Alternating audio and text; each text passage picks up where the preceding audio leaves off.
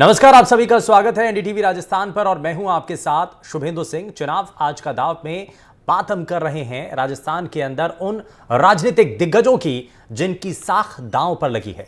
दरअसल राजस्थान के अंदर 2 फेज के लोकसभा चुनाव के जो मतदान है वो हो चुके हैं, लेकिन इन वोटिंग का असर पॉलिटिकल पार्टियों पर क्या पड़ा है इसको लेकर लगातार एनालिसिस हो रहा है। लेकिन इस परिणाम का ये जो वोटिंग हुई है उसका असर राजनीतिक दिग्गजों के भविष्य पर क्या पड़ने जा रहा है इसको लेकर के भी हम चर्चा करेंगे। अब बहुत सारे ऐसे नेता हैं राजस्थान के अंदर जिनका अब जो सियासी करियर है वो भी संकट में आ चुका है। यानी कि ये इसलिए कहा जा रहा है क्योंकि चुनाव के अंदर जब जिम्मेदारी उनको दी गई है तो ऐसे में ज्यादा मतदान करवाना, उनके विधानसभा क्षेत्र के अंदर, उनके लोकसभा क्षेत्र के अंदर जो वोटिंग है वो अच्छी खासी हो सके ये कोशिश होनी चाहिए थी। लेकिन वोटिंग परसेंटेज कम रहा है, इसका असर किस तरीके से होगा और अगर उनकी रिपोर्ट कार्ड अच्छी नहीं पहुंचती है, परिणाम उस लिहाज से पार्टी के सामने नजर नहीं आते हैं, तो क्या उनका जो चुनावी करियर है या ये सियासी करियर जो है क्या उसके ऊपर सवाल खड़े हो जाएंगे, इसको लेकर के ये खास कार्यक्रम।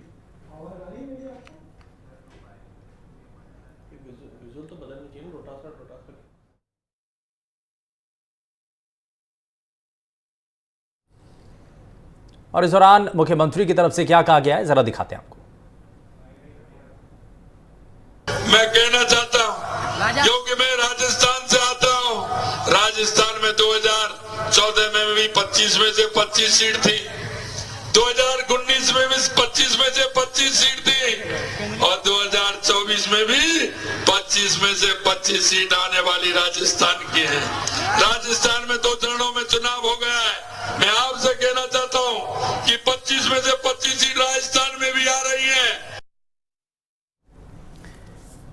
वही कांग्रेस पार्टी के प्रदेश अध्यक्ष की तरफ से भी बयान दिया गया है, जरा वो भी आपको दिखाते हैं।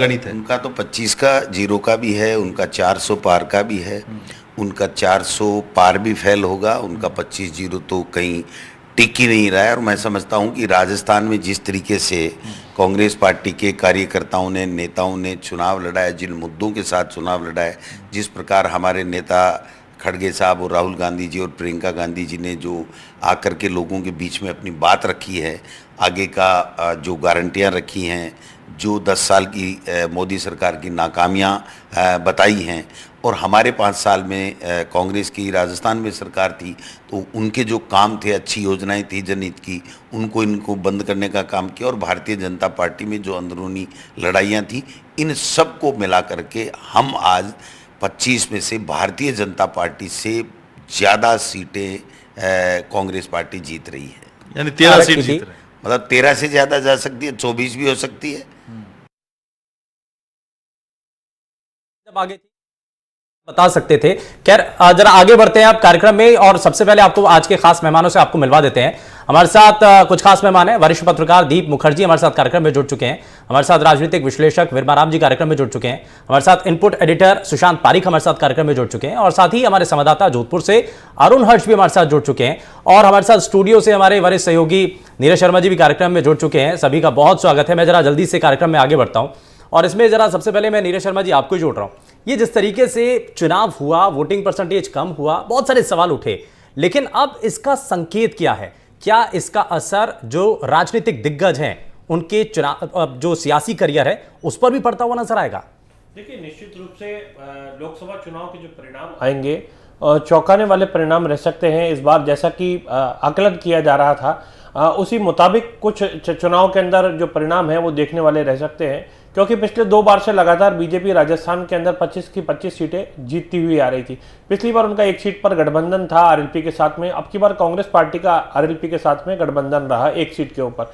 इसके साथ ही 2 अन्य जो सीटें थी बांसवाड़ा की, वहां पर जो भारत आदिवासी पार्टी है उनके कैंडिडेट को भी कांग्रेस ने अपना समर्थन दे दिया और सीकर में अमराराम जो है उनको अपना समर्थन दे दिया जो कि सीपीआई-एम के हैं।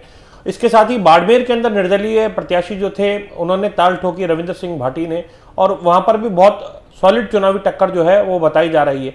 तो निश्चित रूप से कई सीटों पर मुकाबला काफी रोचक हो चुका है। शेखावाटी की सीटों की बात करें या पूर्वी राजस्थान की सीटों की खास तौर पर बात करें या हाड़ौती की कुछ सीटों की बात करें, वहां पर चुनावी मुकाबला जो है काफी कांटे का है। और कांग्रेस प्रदेश अध्यक्ष जो हैं वो कह रहे हैं कि 13 सीटों पर हम जीत जाएंगे कम से कम।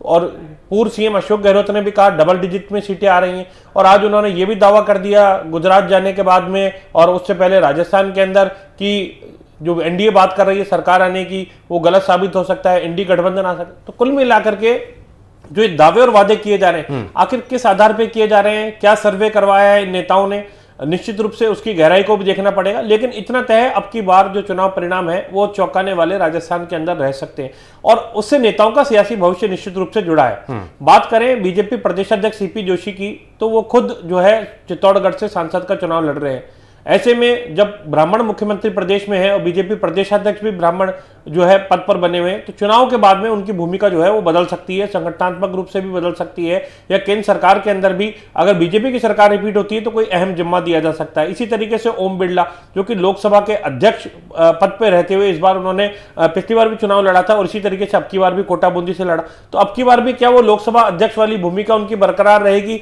या फिर भूमिका में बदलाव होगा, तो केंद्र सरकार के अंदर उनको एडजस्ट किया जाएगा या कहां एडजस्ट किया जाएगा अगर बीजेपी की सरकार आती है तो। इसके साथ ही अन्य जो नेताओं की बात करें तो राजेंद्र राठौड़ चूरू सीट पर उनकी बहुत बड़ी दारोमदारी रही और ये माना जाता है कि वहां जो प्रत्याशी का टिकट काटा गया बीजेपी की ओर से राहुल कसवा का जो कि सांसद थे, उसमें भूमिका उनकी बताई जाती है। उसके बाद नए प्रत्याशी को वहां से उतारा गया। तो राजेंद्र राठौड़ का जो भविष्य है वो चूरू सीट पे काफी ज्यादा डिपेंड करेगा। ठीक है। वसुंधरा राजे भी पूर्व सीएम रही हैं, उनके बेटे दुष्यंत सिंह चुनाव लड़ रहे हैं, तो वसुंधरा राजे का आगे सियासी भविष्य क्या होगा इसकी भी राजस्थान के अंदर चर्चा है। इसी तरीके से कुछ अन्य नेता हैं वो राजस्थान के अंदर उनका भविष्य जो है वो सियासी करियर क्या रहने वाला है इसको लेकर के हम लगातार चर्चा भी कर रहे हैं। हमारे साथ हमारे सहयोगी सुशांत पारिक भी हैं, जरा उनका रुख कर लेते हैं, उसके बाद हम खास मेहमानों के पास चलेंगे। सुशांत, आपको क्या नजर आ रहा है? कई ऐसे पॉलिटिकल दिग्गज हैं जिनकी साख राजस्थान में नजर आती है, लेकिन इस चुनाव के बाद तय होगा कि उनका भविष्य आगे राजनीति में क्या रहने जा रहा है। अब इसमें कोटा सीट की जो बीजेपी के दिग्गज हैं ओम बिरला साहब, उनका जो करियर है वो भी तय होगा। हालांकि एक आंकड़ा अगर पुराना इतिहास देखें, कोटा सीट, कोटा क्या या कह लीजिए कि जो लोकसभा के जो स्पीकर हैं वो एक बार आते हैं, दूसरी बार या तो उनको टिकट नहीं मिलता और अगर चुनाव में उतरते हैं तो जीत नहीं पाते हैं। ये भी एक पुराना इतिहास रहा है। तो ये संकट भी, और जब ये कह रहे हैं कि कोटा सीट फंसी हुई है तो यानी कि उनके लिए और ज़्यादा मुश्किल भी है। बिल्कुल। और शुभेंदु, कोई भी बड़ा चुनाव, खासतौर पर लोकसभा का चुनाव हो तो उसकी हार जीत वाकई नेताओं का सियासी जो ग्राफ है उसमें उतार चढ़ाव लेकर आती है। इसमें कोई नई बात भी नहीं, तो कोई बड़ी बात नहीं। इससे पहले भी हमने देखा है चुनाव के साथ साथ बहुत बड़े दिग्गज नेताओं का राजनीतिक करियर खत्म भी हुआ है, लेकिन इस बार चूंकि मुकाबला एक तरफा नहीं है तो दोनों ही पार्टियों के नेता खुद भी हैं। चलिए सुशांत, आपकी आवाज थोड़ा कुछ दिक्कत आ रही है, उसको जरा दुरुस्त कर लेते हैं, वापस मैं लौटता हूं आपके पास। लेकिन हमारे साथ दीप मुखर्जी भी हैं लगातार कार्यक्रम में। दीप जी, एक चीज़ बताइए कि आपको लग रहा है कि कोटा हो, चाहे बांसवाड़ा सीट हो, चाहे सचिन पायलट हो, चाहे अशोक गहलोत हो, ये तय होगा इस चुनाव के बाद क्या परिणाम रहते हैं, और उसके बाद ये भी तय होगा कि क्या स्थितियां बनेंगी, उनका भविष्य क्या रहेगा, जिम्मेदारियां भी तय होंगी। जी बिल्कुल। जैसे सचिन पायलट की अगर हम बात करें तो हम देखेंगे इस बार उन्होंने काफी एक्सटेंसिवली जो है टूर किया है राजस्थान का। छत्तीसगढ़ के वो इंचार्ज है, छत्तीसगढ़ में भी उन्होंने बहुत सारे सभाएं की है और राजस्थान में भी उन्होंने किया है। और अगर हम दौसा की बात करें, जैसे ईस्टर्न राजस्थान में, पूर्वी राजस्थान में दौसा एक मेन सीट जो है, वहां पे अगर 2019 की बात करें तो 2019 में जब बीजेपी को और एनडीए को, क्योंकि हनुमान बेनीवाल भी उनके साथ थे, सभी सीटें मिली थी राजस्थान में, उस टाइम भी दौसा में जो जीतने का जो मार्जिन था वो बीजेपी का सबसे कम था, करीब आई थिंक 70,000 वोट थे उस टाइम, जब मुरारी लाल मीणा जो इस बार दौसा से कांग्रेस के कैंडिडेट हैं, उनकी पत्नी ने चुनाव वो लड़ी थी। तो इस बार मुरारी लाल मीणा खुद लड़ रहे हैं और ईस्टर्न राजस्थान जो है कांग्रेस का काफी एक तरह से गढ़ 2018 में भी साबित हुआ था। इस बार हालांकि बीजेपी ने 2023 के इलेक्शन में काफी सारे सीट पूर्वी राजस्थान से जीते हैं, लेकिन फिर भी पूर्वी राजस्थान अभी भी सचिन पायलट का एक एरिया ऑफ इन्फ्लुएंस माना जाता है। अगर इसमें कहीं नुकसान पहुंचता है कांग्रेस पार्टी को, अगर इस हिस्से के अंदर ज्यादा सीटें या जो प्रभाव है सचिन पायलट का या उनके जरिए जिन लोगों को टिकट दिलाई गई, अगर वो नहीं जीत पाते हैं तो यानी कि उनका जो करियर है वो भी तो संकट में आ जाएगा, पूछा नहीं जाएगा पार्टी में। बिल्कुल। उस एरिया में जो परफॉर्मेंस कांग्रेस की रहेगी उसके ऊपर सचिन पायलट का भी काफी एक क्रेडिट या जाएगा या फिर उनके क्रेडिट में नहीं जाएगा हाँ। सीट के हिसाब से, क्योंकि उन्होंने लगातार वो बोलते रहे हैं कि कांग्रेस पार्टी जीत रही है इन एरियाज में। प्रियंका गांधी जी भी आए थे उस टाइम ईस्टर्न राजस्थान में। तो वैसे ही बीजेपी से अगर हम देखें तो राजेंद्र राठौर जो पूर्व नेता प्रतिपक्ष हैं, उनकी जो है एक तरह से चूरू सबसे बड़ा उनका एक एरिया ऑफ इन्फ्लुएंस है। तो वहां पे जो परिणाम होगा वो राजेंद्र राठौर जी का भी करियर का एक बड़ा आगे का जो मोड़ है वो डिसाइड करेगी, क्योंकि राहुल कसवां जो लड़ रहे हैं चुनाव देवेंद्र झाझड़िया के खिलाफ, लेकिन देवेंद्र झाझड़िया को एक तरह से एक प्रॉक्सी कैंडिडेट ही देखा जा रहा है राजेंद्र राठौर का। हाँ। तो इसलिए चूरू भी यानी बहुत कि असली मुकाबला तो किसी और के बीच में है ना, है ना। ये तो सिर्फ दिखाने के लिए एक प्रत्याशी जो है मैदान में उतार दिए, लेकिन असल फाइट तो किसी और के बीच में। मैं वर्मा राम जी को जोड़ूंगा, लेकिन उससे पहले जरा हमारे साथ हमारे सहयोगी अरुण हर्ष भी हमारे साथ जुड़ चुके हैं। अरुण एक लंबे समय से इस पूरे इलाके को समझते भी हैं और नेताओं की नज़ाकत को, उनके हर एक कदम को जानते भी हैं। अरुण, क्या नजर आता है मुख्यमंत्री रहे जिस तरीके से अशोक गहलोत ने काम किया मुख्यमंत्री के तौर पर, उनका एक प्रभाव रहा, सरकार बदल गई है, उनका जो रौब रुतबा है पहले के मुकाबले कितना परिवर्तन उसमें आया, और इस चुनाव से जब उनका बेटा भी चुनाव लड़ रहा है, यहां से तय होगा कि उनका आगे पार्टी के अंदर राजस्थान के क्या उनकी इमेज रहेगी, क्या उनका कद रहेगा, ये तय होगा यहां से। बिल्कुल सुबेदु, इसमें कोई दो राय नहीं है। अगर बात पश्चिमी राजस्थान की अगर की जाए तो जिस तरह से जालोर में जो है वैभव गहलोत को पूर्व मुख्यमंत्री के बेटे को टिकट दिया गया था, और जिसके बाद अशोक गहलोत ने खुद मतलब अपना एक तरह से कैंप वहीं डाल रखा था जालोर में, और लगातार मेहनत करके अपने बेटे के लिए और कांग्रेस पार्टी के पक्ष में वोट मांग के नजर आया। अगर ये सीट अगर जालोर की सीट कांग्रेस के हाथ से निकलती है तो वहां अशोक गहलोत के लिए एक बड़ा दाग हो सकता है, क्योंकि जिस तरह से अशोक गहलोत ने मेहनत की है और जिस तरह से उन्होंने लोगों के सामने जाके पार्टी के लिए वोट मांगे, और उनका बेटा ही अगर नहीं निकल पाता है तो ये बड़ी जो कह सकते हैं अशोक गहलोत के जो है वृद्धावस्था में एक दाग हो सकता है कि जो मुख्यमंत्री पूरे प्रदेश के थे, जिनकी योजनाओं को लेकर चर्चा हो रही थी, जो वो दावे कर रहे थे। लेकिन साथ ही साथ अगर मैं बात करूंगा शुभेंदु जिस तरह से बाड़मेर जैसलमेर सीट की, तो वहां पर जो है केंद्रीय मंत्री कैलाश चौधरी की प्रतिष्ठा दाव पर लगी हुई है। जिस तरह से रविंद्र सिंह पाटिल ने चैलेंज दिया था, और उस चैलेंज के साथ साथ कांग्रेस और बीजेपी और निर्दलीय के बीच में त्रिकोणीय मुकाबला बन गया था। अब देखना ये दावे सभी कर रहे हैं, लेकिन जहां तक लगता है जिस तरह से कल हमारी रविंद्र सिंह पाटिल से बात हुई, उनका बाड़मेर जैसलमेर में पूरे प्रदेश में सबसे ज्यादा जो है प्रतिशत मतदान हुआ है, और इस बार हम रिकॉर्ड मत से जीतने जा रहे हैं। ये तो 4 जून को पता चलेगा, लेकिन सबके अपने अपने अलग दावे। बात जोधपुर की कर लेते हैं सुबेंद्र। जिस तरह से केंद्रीय जल शक्ति मंत्री गजेंद्र सिंह शेखावत और कांग्रेस से प्रत्याशी करण सिंह उचारा के बीच में जो चुनाव है वो भी काफी टाइट फाइट रहा है, क्योंकि जिस तरह से जो है करण सिंह उचारा ने विकास के अलावा किसी मुद्दे पे बात नहीं की थी, और यही कारण था कि शेखावत पूरे चुनाव प्रचार के दौरान अपना हिसाब देते नजर आए थे कि किस तरह से उन्होंने विकास कराया है जोधपुर लोकसभा सीट में। और यही कारण है कि दोनों के बीच में जो टक्कर है वो काफी करीबी मानी जा रही है, और 4 जून को परिणाम आए जब पता चलेगा। लेकिन सकते हैं जोधपुर सीट पर भी सबकी निगाहें टिकी हुई है। बिल्कुल, और इसीलिए ये कहा जा रहा है कि अगर जोधपुर में किसी तरीके से कांग्रेस पार्टी को नुकसान पहुंचता है तो ये सवाल उठना लाजमी भी है कि एक प्रभावशाली व्यक्ति अपने इलाके के अंदर अपनी पार्टी को क्यों नहीं जीत दिलवा पा रहे हैं, ये अपने आप में सवाल उठेगा। मैं इसमें जरा वर्मा राम सर को जोड़ लेता हूँ। वर्मा राम जी, एक चीज़ बताइए कि हमने देखा है इससे पहले कि क्लीन स्वीप 2 बार राजस्थान के अंदर बीजेपी कर चुकी है, तीसरी बार की तैयारी है। कांग्रेस पार्टी की अपनी रणनीति है, गठबंधन भी किया, लेकिन ये भी तय होगा, हम नेताओं के आगे जो करियर है उनका उसको लेकर के बात कर रहे हैं, लेकिन पॉलिटिकल पार्टियों ने जो स्टैंड लिया, जो काम किए हैं या जो गठबंधन किया, उसको लेकर के भी तय होगा कि क्या वो सही था कि नहीं था, क्या वो फैसला गलत हो गया था। तो इसमें मैं जवाब दूं जी। इसमें ये कि दोनों पार्टी की तरफ से देखो, कांग्रेस पार्टी के लिहाज से देखा जाए तो अशोक गहलोत जी, गोविंद सिंह डोटासरा जी और सचिन पायलट, तीनों का जो लीडरशिप है, फ्यूचर है, उसके हिसाब से इम्पोर्टेंट इसीलिए कि गहलोत साहब के बेटे चुनाव लड़ रहे हैं।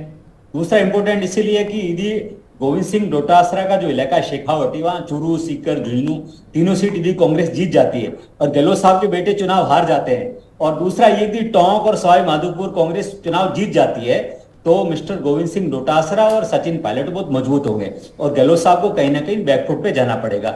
लेकिन जो गहलोत साहब को हल्के में आंकते हैं, उनके लिए भी चुनौती होगी कि हर चुनाव में सीएम रहे, फिर चुनाव आ रहे, सीएम रहे, फिर चुनाव आ रहे, सीएम रहे, फिर चुनाव आ रहे, लेकिन कमबैक करते हैं। तो गहलोत साहब को जो हल्के में लेते हैं उनके लिए भी चुनौती होगी। लेकिन कहीं ना कहीं यदि वैभव गहलोत जालोर सीट से चुनाव हार जाते हैं तो उनके लिए चुनौती होगी। और एक चुनौती जो उनके साथ जुड़ी हुई है वो नागौर सीट है। हाँ। नागौर सीट के बारे में कहा जाता है कि मिस्टर गोविंद सिंह डोटासरा और सचिन पायलट दोनों खिलाफ थे गठबंधन के लिए। नहीं तो सीकर भी तो उसी में शामिल होगी ना, सीकर में भी जो नागौर की सीट है, नागौर की सीट और जालोर की सीट, हाँ। वो मिस्टर गहलोत की प्रतिष्ठा से सीधी जुड़ी हुई है। हाँ। तो ये मैं आपको बता रहा हूँ कांग्रेस पार्टी की। हाँ। और बीजेपी के लिए ये होगा कि बीजेपी ने आउटस्टैंडली खुले तौर पर जाकर के कहा कि हमारी जो फ्यूचर लीडरशिप है वही मोर्चा संभालेगी। हाँ। भजन लाल जी ने 100 के आसपास दोनों चुनाव में सभाएं की, प्रचार किया, मंदिर के जो भी किया।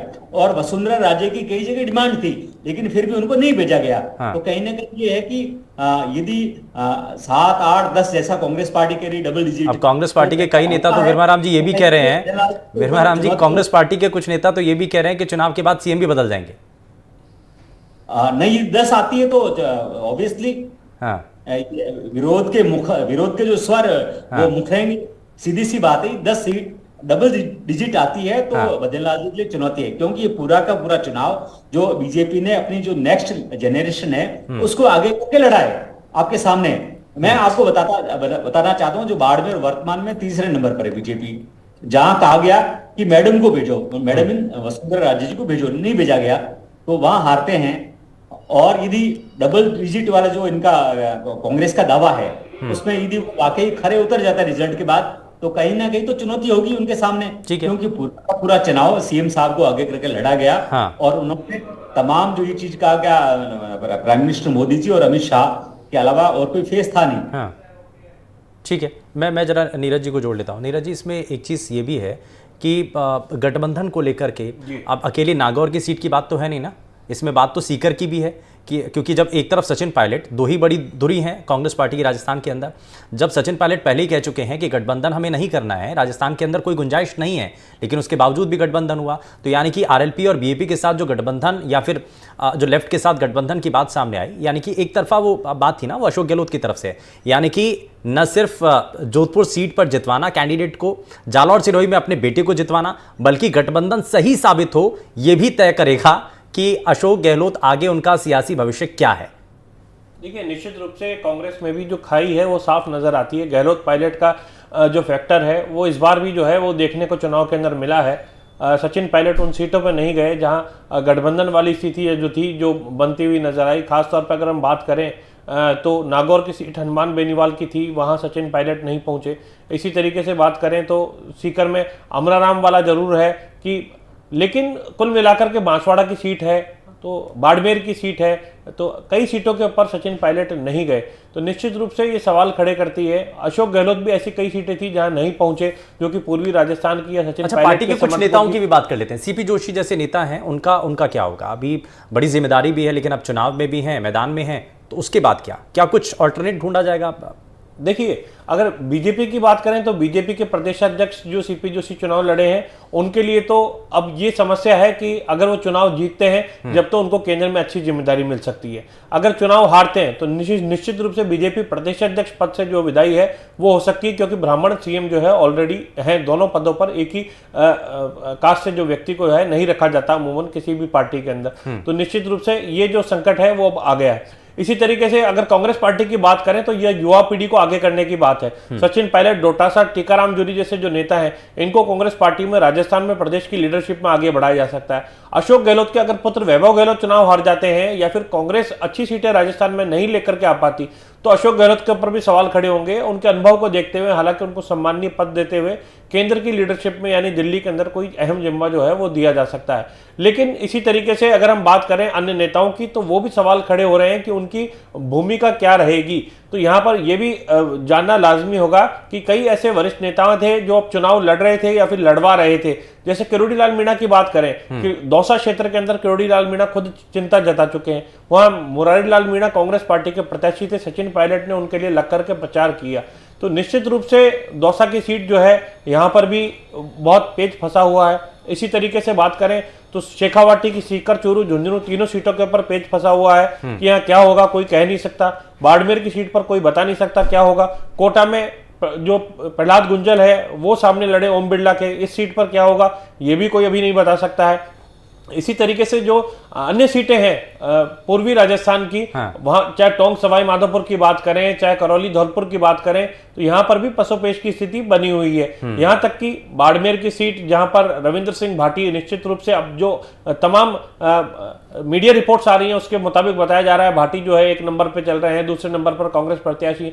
यदि ऐसा है तो केंद्रीय मंत्री जो है कैलाश चौधरी, उनका क्या होगा? हाँ। तो निश्चित रूप से सारी स्पेकुलेशंस जो है अभी उसके आधार पर है। चुनाव परिणाम कई नेताओं के भविष्य तय करेंगे। हाँ। शुरू में राहुल कसवा का टिकट कटता था, यहाँ पर राजेंद्र राठौड़ की भूमिका थी, बताया जा रहा था राजेंद्र राठौड़ ही एक तरीके से चुनाव लड़ रहे हैं। पर्दे के पीछे राजेंद्र राठौड़ चुनाव लड़ रहे हैं। मैं इसी सवाल के साथ थोड़ा सा आगे बढ़ता हूं। मैं सुशांत पारिक भी हमारे साथ एक बार फिर से जुड़ गए हैं। सुशांत, क्या आपको नजर आ रहा है राजेंद्र राठौड़ जो पर्दे के पीछे से चुनाव लड़ रहे हैं, उनकी साख भी दांव पर है? बेशक चुनाव नहीं लड़ रहे हैं, लेकिन उनकी साख दांव पर लगी हुई है। बिल्कुल, साख भी दांव पर है और राजनीतिक करियर भी दांव पर है। हाँ। क्योंकि चुनाव देवेंद्र झाझड़िया जो भाजपा के प्रत्याशी हैं वो नहीं लड़ रहे, एक तरीके से राजेंद्र राठौड़ ही चुनाव लड़ रहे थे कांग्रेस से। और डोटासरा ने कल एक बयान दिया था, उन्होंने कहा कि मैं भी हैरान हूं कि 7 बार का जीता हुआ नेता ऐसे अहम समय पर कैसे चूक कर गया, कैसे फेल हो गया। तो वाकई राजेंद्र राठौड़ जानते हैं कि तारानगर से जो हार हुई उसके बाद अब ये जो चुनाव है उनके लिए डू और डाई है, बहुत क्रूशियल इलेक्शन है और इसके परिणाम उनका पॉलिटिकल आने वाले दिनों का जो उसका फ्यूचर तय करेंगे। लेकिन केवल राजेंद्र राठौड़ की बात नहीं है, जैसा नीरज बता रहे थे, दोनों ही पार्टियों के दिग्गज नेता हैं जिनका सियासी भविष्य, ये इलेक्शन का रिजल्ट 4 जून जो है वो तारीख तय करेगी कि आगे आने वाले दिनों में वो किस ओर जाएंगे। अगर भाजपा की बात करें तो बड़ा नाम मोदी का चेहरा है और मोदी के चेहरे पे चुनाव लड़ा गया। लेकिन भाजपा का एक खेमा चाहता है कि कम से कम 20 से कम सीटें आए ताकि राजस्थान में मुख्यमंत्री बदलने की मांग उठे। लेकिन जो संघ के बड़े नेता हैं, भाजपा के बड़े पदाधिकारी हैं, वो मानते हैं कि अगर एनडीए को बहुमत मिला, मोदी फिर से पीएम बने, तो फिर अपने फैसले को वो जस्टिफाई करेंगे, सीएम नहीं बदलेंगे। लेकिन ये हो सकता है कि बड़े मंत्री जहां से पार्टी हारेगी वहां पर गाज गिर सकती है परफॉर्मेंस के लिहाज से, कई मंत्रियों की छुट्टी हो सकती है। और संगठन के स्तर पर तो अब चूंकि सीपी जोशी जैसा नीरज बता रहे थे ब्राह्मण नेता है, ब्राह्मण मुख्यमंत्री हैं, तो ये भी एक प्रयोग राजस्थान में ही हो सकता है। इससे पहले इस तरह के प्रयोग हुए नहीं है और इसके खिलाफ भी कई बार आवाज उठी है। तो संगठन में बदलाव होगा।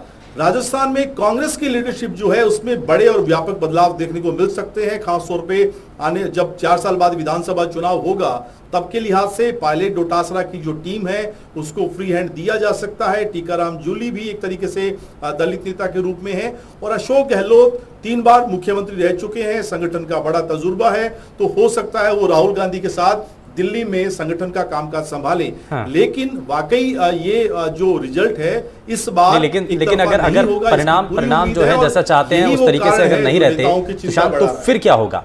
फिर गोविंद सिंह डोटासरा उनका क्या होगा? उनका जो सियासी करियर है क्या वो खतरे में पड़ेगा, या वो है बड़े नेता, वो कहेंगे कि ठीक है अगला एक बार फिर से मौका? देखिए, डोटासरा का एक कार्यकाल पीसीसी चीफ के तौर पर ठीक ठाक जो है वो हो गया है, 2.5-3 साल का वक्त, और विधानसभा चुनाव के बाद भी उन्हें बदले जाने की चर्चाएं थी। लेकिन वो एक वोकल लीडर हैं, वो माहौल बनाते हैं, वो महफिल सजा देते हैं और इलेक्शन में हमने देखा है कि जहां भी वो गए हैं एक तरीके से कार्यकर्ताओं को चार्ज करने का काम किया। दूसरा, जाट समुदाय से आते हैं। शेखावाटी में जिस तरीके से विधानसभा इलेक्शन में कांग्रेस ने परफॉर्म किया और अब माहौल बना है लोकसभा इलेक्शन में, तो वो सारी चीजें डोटासरा के फेवर में है। लेकिन अगर मान लीजिए क्लीन स्वीप बीजेपी कर देती है, जिसकी संभावना बहुत कम लग रही है, ऐसी परिस्थितियों में फिर प्रदेश अध्यक्ष भी बदला जाएगा, इससे कोई दो राय नहीं है। और हो सकता है सचिन पायलट को वापस पीसीसी चीफ के रूप में कमान सौंप दी जाए, नई लीडरशिप हो, डोटासरा को किसी दूसरी भूमिका में एडजस्ट किया जाए। लेकिन ये सारे कयास हैं, रिजल्ट ही तय करेगा, बिल्कुल परिणाम ही तय करेगा कि आखिर भाजपा और कांग्रेस के इन बड़े दिग्गज नेताओं का क्या होने वाला है। हमारे संवाददाता भी लगातार हमारे साथ बने हुए हैं। अरुण, एक चीज़ बताइए, गजेंद्र सिंह शेखावत क्योंकि उम्मीद में थे, पहले भी केंद्रीय मंत्री रहे, लेकिन इस बार कुछ खास उनको पोर्टफोलियो, अगर जीत जाते हैं तो कुछ खास पोर्टफोलियो उनको मिल सकता है?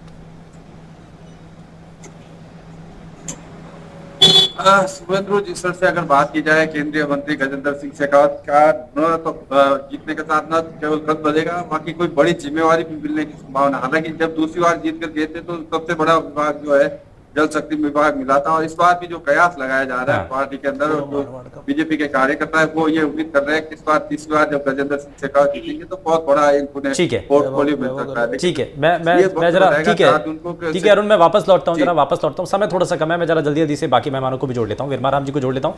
वर्माराम जी, आपको क्या लगता है मारवाड़ के अंदर स्थिति क्या, बड़े नेता क्या अगर जीत हार जो है वो तय तो करेगा ही, लेकिन बड़े नेताओं के ऊपर संकट भी है? अब मैं बाड़मेर स्पष्ट बताना चाहता हूँ, कैलाश चौधरी तीसरे नंबर पर है। कोई चमत्कार, कोई करिश्मा चुनाव जीता सकता है, गजेंद्र सिंह शहर बचा सकता है, बाकी ग्रामीण में बहुत पीछे हैं। और एक जो डोटासरा जी की बात करा, ये डोटासरा जी, ये तो 3 सीट है, 3 इनफैक्ट 4 हो गई बाड़मेर, चुरू, सीकर, झुंझुनू और बाड़मेर, ये सीट जीत जाते हैं। डोटासरा बहुत बड़े लीडर होंगे कांग्रेस पार्टी में। तो ये मोटा नहीं, ये तो है ही, अगर खाता खुल जाता है तो अपने आप में उपलब्धि है ना दीप मुखर्जी। ये तो है ही ना कि भाई पहले 2 बार से तो हम 0 पे आ रहे थे, लेकिन इस बार कुछ तो रन बने हैं ना, तो ये बड़ी उपलब्धि हो जाएगी। पार्टी के प्रदेश अध्यक्ष रहते हुए उन्होंने बड़ा काम किया। दीप मुखर्जी जी बिल्कुल, पार्टी के प्रदेश अध्यक्ष होते हुए अगर यहाँ पे कांग्रेस की सीटें में कुछ बढ़ोतरी होती है, पिछले 2 बार से तो ब्लैंक ही आ रहा है, कांग्रेस का एक भी नहीं आया सीट, तो उसमें गोविंद सिंह डोटासरा जी को बिल्कुल श्रेय जाएगा, क्योंकि उन्होंने काफी टूर हो या मेहनत हो उन्होंने किया है। लेकिन एक चीज मैं इसमें बताना चाहूंगा कि एंटी इनकम्बेंसी कितना रहता है सांसदों के खिलाफ, ये भी देखना पड़ेगा। पिछले 2 चुनावों में कई सांसद ऐसे रहे हैं, जैसे अभी जो भीलवाड़ा के सांसद है सुभाष बहेरिया, वो पिछली बार सबसे ज्यादा शायद उनका जीत का मार्जिन था राजस्थान में, लेकिन बीजेपी ने उनका टिकट काटा और दामोदर अग्रवाल को दिया है। वैसे ही लेकिन हर सीट में ऐसा हुआ नहीं है। जैसे भागीरथ चौधरी अजमेर से लड़ रहे हैं, जो कि विधानसभा चुनाव। समय थोड़ा सा कम है, माफी के साथ रोक रहा हूँ। बहुत मुझे लगता है एंटी इनकम्बेंसी फैक्टर भी प्ले करेगा, ये बड़ा फैक्टर रहेगा, और इसी के मुताबिक तय भी होगा कि बीजेपी के नेताओं के खिलाफ, प्रत्याशियों के खिलाफ कितनी नाराजगी है। खैर, बहुत शुक्रिया सभी खास मेहमानों का। कार्यक्रम